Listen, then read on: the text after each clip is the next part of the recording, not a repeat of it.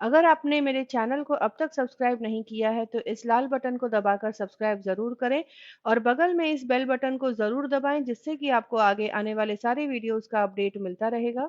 Pasta हम बहुत सारे अलग-अलग तरीकों से बनाते हैं। पास्ता सभी को बहुत पसंद आते हैं, बच्चों से लेके बड़ों तक। आज मैं इसी तरीके से लेकर आई हूँ पास्ता इन स्पिनच व्हाइट सॉस, जो कि ये खाने में बहुत ही टेस्टी और क्रीमी लगते हैं। तो चलिए इसे बनाना शुरू करें। सबसे पहले मैं बनाऊंगी व्हाइट सॉस, जिसके लिए 1 टेबलस्पून के करीब मैंने जैतून का तेल ले लिया है। इसमें डाल दिया है 2 टेबलस्पून के बराबर मैदा और अब इनको थोड़ा सा भून लेना है जब तक कि इसका कच्चा फ्लेवर जो है वो ना निकल जाए। अगर आपको लगे कि तेल थोड़ा कम है, मैदा थोड़ा सूखा सूखा लग रहा है, तो आप इसमें थोड़ा सा तेल और डाल सकते हैं। तो यहाँ पर मैंने करीब 1 टेबलस्पून तेल और डाला है और करीब 2 मिनट के लिए धीमी आंच पर इसे भून लेना है। रंग इसका नहीं बदलना है, बस ध्यान रखें कि इसका कच्चा फ्लेवर निकल जाए। इसके बाद इसमें डालना है दूध। तो थोड़ी थोड़ी मात्रा में दूध इसमें डालते रहें और इसे अच्छी तरीके से मिक्स करते रहें। ध्यान रखें कि गुठलियाँ बिल्कुल न बने। गुठलियाँ ख़त्म होने तक इनको फेंटना है। तो यहाँ पर विस्कर की सहायता से मैं इनको फेंट कर अच्छे से मिक्स कर लूँगी और तब तक दूध डालते रहना है जब तक कि इसकी कंसिस्टेंसी एकदम सॉस की तरह गाढ़ी ना हो। यहाँ पर विस्कर की सहायता से मैंने फेंटा और आप देख सकते हैं कि एकदम स्मूथ कंसिस्टेंसी वाला सॉस बन के तैयार हुआ है। अब इसे मैं स्पैचुला की सहायता से इस तरह से फेंटते हुए पकाऊंगी, जिससे कि ये तले में लगेगा नहीं। थोड़ा थोड़ा करके दूध डालते रहें, यानी कि जब जब ये थोड़ा गाढ़ा हो जाए तो थोड़ा सा दूध डालें।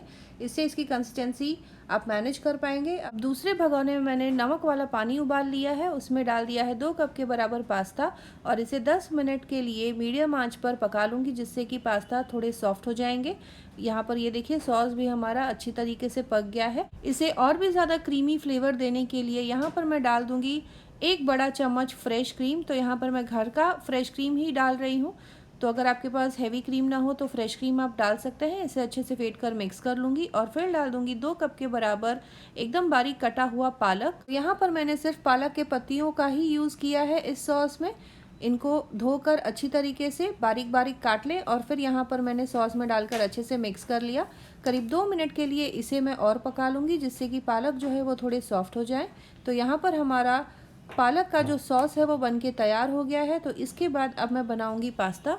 पास्ता बनाने के लिए यहाँ पर मैंने कढ़ाई में ले लिया है करीब 2 से 3 बड़े चम्मच जैतून का तेल। इसमें डाल दूंगी 1 टेबलस्पून बारीक कटा हुआ लहसुन।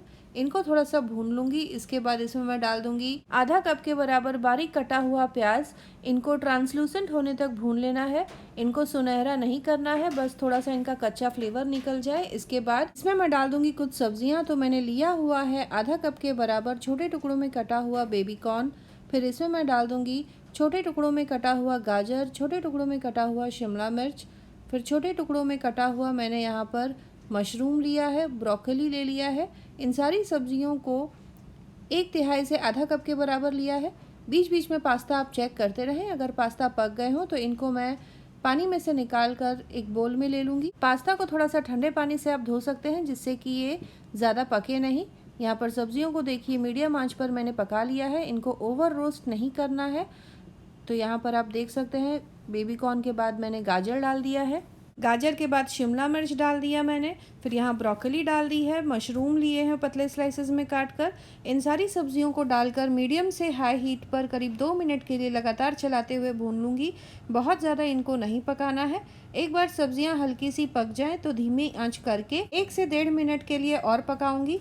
धीमी आंच कर देने से सब्जियों में से अपने आप हल्का हल्का मॉइस्चर निकलने लगेगा, जिससे कि सब्जियां थोड़ी सी सॉफ्ट हो जाएंगी। बस इतना ही हमको सब्जियों को पकाना है। सब्जियां इतनी पक जाए, इसके बाद इसमें मैं डाल दूंगी पालक वाला वाइट सॉस और अच्छी तरीके से मिक्स कर लूँगी सारी चीज़ों को। सारी चीज़ों को मिक्स करने के बाद इनको करीब 1 से 1.5 मिनट के लिए मीडियम आंच पर फिर से पका लूँगी। जैसे ही इसमें उबाल आ जाएगा तब मैं इसमें डाल दूँगी उबले हुए पास्ता और फिर इनको अच्छी तरीके से मिक्स करके करीब 2 मिनट के लिए और पकाऊँगी। फिर इसमें डाल देना है नमक स्वाद अनुसार। फ्लेवर के लिए डाल दूँगी पिज़्ज़ा सीजनिंग और थोड़े से चिली फ्लेक्स, हल्का सा स्पाइसी फ्लेवर के लिए। चिली फ्लेक्स आप अपने पसंद से कम या ज़्यादा कर सकते हैं। बच्चों को तीखा कम पसंद होता है तो आप चिली फ्लेक्स कम डालें। चीज़ी फ्लेवर के लिए यहाँ पर मैंने 1 कप के बराबर कद्दूकस किया हुआ चीज़ ले लिया है। यहाँ पर मैं प्रोसेस चीज़ यूज़ कर रही हूँ। तो चीज़ को डालकर अब मैं अच्छी तरीके से मिक्स कर लूँगी। अगर आपको लगे कि पास्ता पकने के बाद थोड़ा ड्राई होता जा रहा है तो नमी देने के लिए पास्ता को जिस पानी में उबाला है उस पानी को डालकर यूज़ कर सकते हैं। वो इसीलिए क्योंकि उसमें स्टार्च होता है, तो इससे पास्ता की कंसिस्टेंसी बदलेगी नहीं। सॉस जो है वैसे ही पतला बना रहेगा, यानी जिस कंसिस्टेंसी में आपने बनाया है। अब यहाँ पर मैंने पास्ता मिक्स लिया हुआ है, करीब 1 टेबलस्पून इसे डालकर अच्छी तरीके से मिक्स कर लूँगी। ये मार्केट में आसानी से मिल जाता है। चिली फ्लेक्स डाल दिया है और नमक स्वाद अनुसार। नमक ध्यान से डालें क्योंकि चीज़ में भी काफ़ी नमक होता है और पास्ता को भी हमने नमक वाले पानी में उबाला है। तो अब इन सारी चीज़ों को डालकर अच्छी तरीके से मिक्स कर लें। आखिर में डाल दूँगी एक सीक्रेट इंग्रेडिएंट, इससे पास्ता का जो फ्लेवर है और भी ज़्यादा खिल जाएगा। पालक के साथ एक चीज़ जो होती है वो हम ज़रूर डालते हैं, ख़ास तौर पे जब पालक की सब्ज़ी बनाते हैं। तो आप यहाँ पर भी उस चीज़ को डालें और पास्ता का जो फ्लेवर है और भी ज़्यादा टेस्टी हो जाएगा। तो यहाँ पर मैं डाल रही हूँ आधा छोटा चम्मच दिल लीव्स। जी हाँ, हम यहाँ पर उसे सोआ के नाम से जानते हैं। इससे पास्ता का जो फ्लेवर है और भी ज़्यादा खिल जाएगा। तो यहाँ पर मेरे पास सूखे हुए दिल लीव्स थे, तो इनको डालकर मैं अच्छी तरीके से मिक्स कर लूँगी। आप इस तरीके से नए फ्लेवर वाला पास्ता घर पर ज़रूर बनाएं, बहुत ही हेल्दी भी होता है, बच्चों को ये बहुत पसंद आएगा। तो यहाँ पर मैंने गर्मा गर्म पास्ता को एक सर्विंग प्लेट में निकाल लिया है। आप देख सकते हैं यहाँ पर कितना टेम्पटिंग लग रहा है। ये सर्व करते समय ऊपर से थोड़े से पास्ता सीजनिंग और चिली फ्लेक्स और डाल लें। आप चाहें तो थोड़े से चीज़ भी ग्रेट करके डाल सकते हैं। तो आप इस रेसिपी को ज़रूर ट्राई करें और कमेंट करें अपने एक्सपीरियंस के बारे में। दोस्तों और रिश्तेदारों के साथ भी इस रेसिपी को ज़रूर शेयर करें। मिलते हैं अगले एपिसोड में इसी तरह से एक और नई टेस्टी रेसिपी के साथ। Thanks for watching.